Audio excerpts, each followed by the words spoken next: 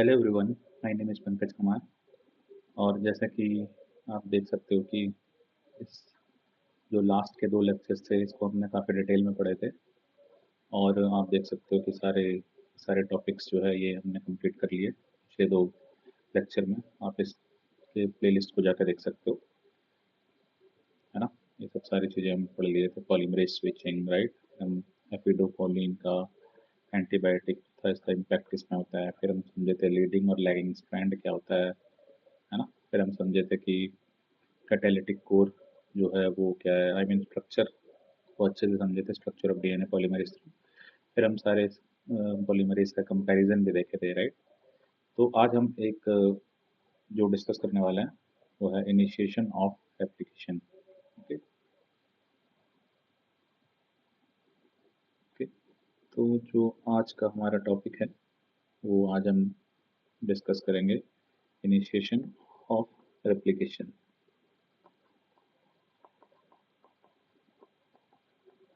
तो इससे पहले इनिशिएशन ऑफ रेप्लिकेशन स्टार्ट करने से पहले मैं आपको ये बताना चाहता हूँ कि जो हमारा रेप्लिकेशन है,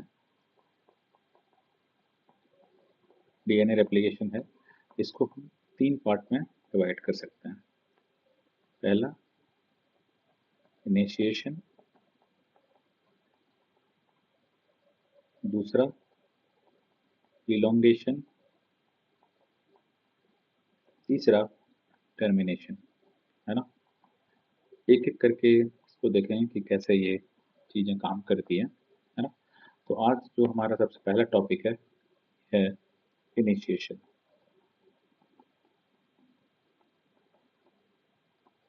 ओके। तो अगर आप पिछले लेक्चर्स को आपने देखा होगा तो मैंने बताया था ओराइसी के बारे में, राइट?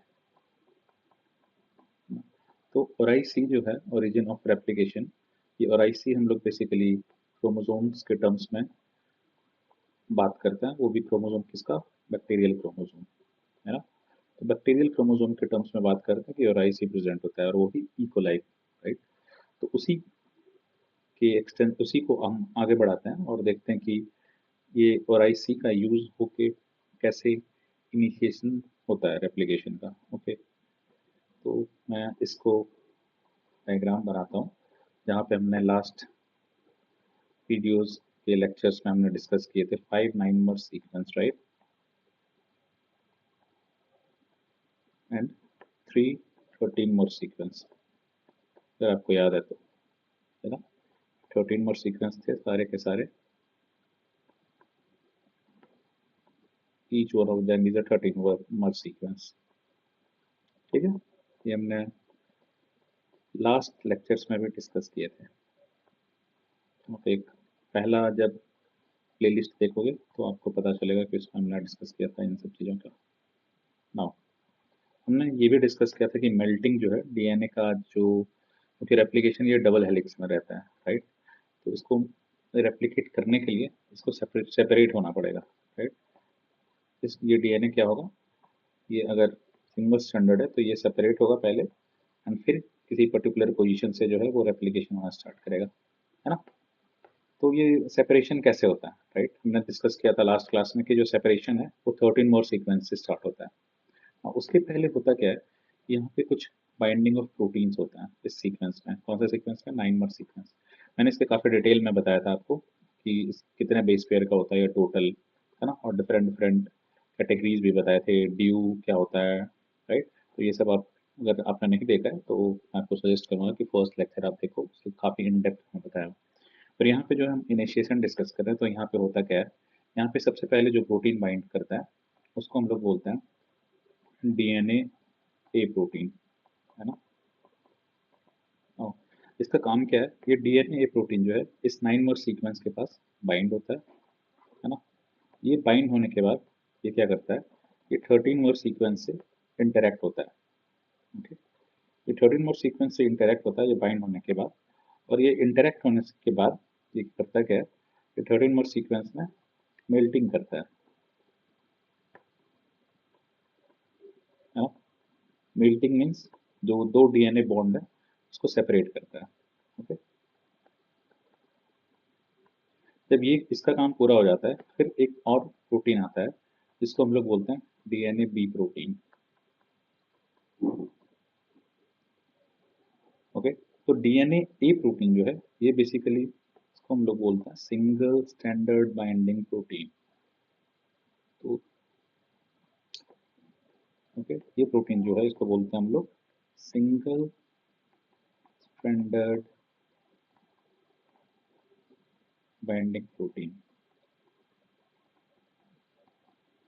इनिशिएशन जो है इसका यहाँ से स्टार्ट होता है। ये सबसे पहले इसमें दो डोमेन होते हैं, राइट। एक डोमेन जो है इस 9 सीक्वेंस से बाइंड होता है एंड एक 13 सीक्वेंस से, जहाँ पे इसका ये मेल्टिंग स्टार्ट होता है, राइट। उसके बाद डीएनए प्रोटीन आता है जिसको हम लोग बोलते हैं हेलिकेज। डीएनए भी प्रोटीन क्या है, एक हेलिकेज है। ये हेलिकेज जो है किसकी हेल्प से 13 सीक्वेंस के पास बाइंड करता है, वह है डीएनए सी। ओके,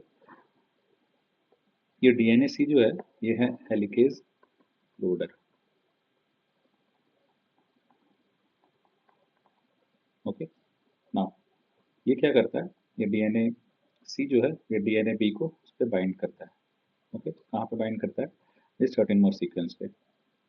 तो आपको ये क्लियर हो गया होगा कि सबसे पहले क्या हुआ, डीएनए ए प्रोटीन बाइंड हुआ, फिर डीएनए बी प्रोटीन बाइंड हुआ, फिर DNA C. Okay, DNA A, DNA B, DNA C. और डीएनए क्या था, single standard binding protein. DNA B क्या है, हेलिकेज है। फिर डीएनए सी जो है वो हेल्प करता है डीएनए बी को बाइंड होने में। ना क्लियर है? यस। हाँ, अभी क्या होता है, ये प्रोसेस से इसका सेपरेशन हो जाता है, राइट, डीएनए का। अगर मैं इस डीएनए को ऐसे लिखूँ 3 prime to 5 prime and 5 prime to 3 prime, right. DNA जो है वो एग्जिस्ट करता है एंटी पैरेलल पोलैरिटी में, राइट। ये जब बाइंड होता है तो डीएनए क्या होता है, ये सारे प्रोटीन बाइंड होते हैं तो ये सेपरेट हो जाते हैं। ओके, ये सेपरेट हो जाता है with the help of all this protein. उसके बाद देयर इज वन प्रोटीन वो भी आता है, उसको बोलते हैं हम लोग डीएनए जी, जिसको हम लोग बोलते हैं प्राइमेज। ओके, ये प्राइमेज जो है वो किसकी हेल्प से आता है, ये आता है डीएनए बी की हेल्प से, हेलिकेज की हेल्प से। ये याद रखिएगा, डीएनए जी को जो लेके आता है वो है DNA B. DNA B already bind किया हुआ है और वो एक हेलिकेज है। ओके, और वो किसको लेके आता है, डीएनए जी को। ओके, तो ये डीएनए जी को जो लेके आता है इसको हम लोग बोलते हैं प्राइमेज। और ये प्राइमेज क्या करता है, अगर ये 3 प्राइम है, ये 5 प्राइम है, ये प्राइमेज जो है ये यहाँ पे आके बाइंड हो जाएगा। नाउ व्हाट इज, ये क्या दिख रहा है, ये प्राइमेज तो यहाँ पे बाइंड हुआ, सॉरी, प्राइमेज बाइंड हुआ। बाइंड होने के बाद ये एक शॉर्ट आरएनए मॉलिक्यूल प्रोवाइड करेगा जिसको हम लोग बोलते हैं प्राइमर्स। ओके, ये शॉर्ट आरएनए मॉलिक्यूल्स प्रोवाइड करता है, किसको प्रोवाइड करता है ये शॉर्ट आरएनए मॉलिक्यूल्स, ये प्रोवाइड करता है डीएनए पॉलीमरेज को। नाउ ये कौन प्रोवाइड करता है, डीएनए जी जो कि प्राइमेज है। ओके, ना क्लियर है? ओके, नाउ इसमें से कुछ कुछ और पॉइंट्स थे जो कि मैं आपको बताना चाह रहा था कि ये जो आप देख रहे थे डीएनए बी प्रोटीन के बारे में जो हम डिस्कस कर रहे थे, ये डीएनए में अटैच होता है, राइट। डीएनए स्ट्रैंड में अटैच होता है और ये मूव किधर करता है, 5 प्राइम टू 3 प्राइम डायरेक्शन में। ओके, यानी कि ये दिख रहा है आपको, ये 3 prime to 5 prime and this is 5 prime to 3 prime. तो ये सेपरेट होंगे, तो ये डीएनए बी जो है यानी कि हेलिकेज जो है ये किधर बाइंड करेंगे, ये बाइंड करेंगे इसमें, दोनों में बाइंड तो दोनों में करेंगे। अगर मैं इसको डीएनए दूसरे कलर से बना रहा हूँ, अगर मैं इसे डीएनए बी मान लूँ तो ये किधर मूव करता है, जैसे मैंने बताया 5 prime to 3 prime. 5 prime to 3 prime is इधर, राइट, 5 प्राइम टू 3 प्राइम के साइड। अगर ये यहाँ पे इस स्ट्रैंड में बाइंड किया तो ये किधर मूव करेगा, इधर। ओके, तो ये जो है हमेशा याद रखिएगा कि 5 प्राइम टू 3 प्राइम के डायरेक्शन में मूव करता है। और इसे किसको ले, ये किसकी हेल्प से आया, प्राइमर्स, ये किसकी हेल्प से आया, डीएनए बी की हेल्प से आया। Okay, now the point clear है।